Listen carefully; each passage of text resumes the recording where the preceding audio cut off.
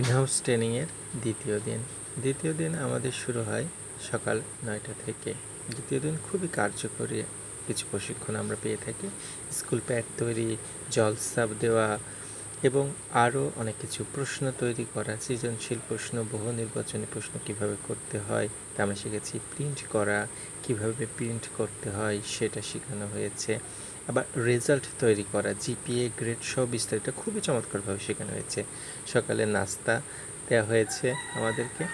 তারপরে আমাদের প্রশিক্ষণ চলে এবং তারপরে আমরা দুপুরের লাঞ্চ পেয়েছিলাম। সেক্ষেত্রে এই খাবারটি ছিল মোটামুটি ভালো খাবার ছিল। আমাদের তারপর আবার প্রশিক্ষণ শুরু হয় এবং আমরা পরবর্তীতে ফাইনাল গ্রেড তৈরি করা, অর্থাৎ A+, A-, B, F কীভাবে তৈরি করতে হয় সেটা সম্পূর্ণভাবে দেখানো হয়। আমাদের বিকেলের নাস্তার পরে আমাদের ছুটি হয়ে যায়, প্রশিক্ষণ দ্বিতীয় দিনের মতো শেষ হয়ে যায়।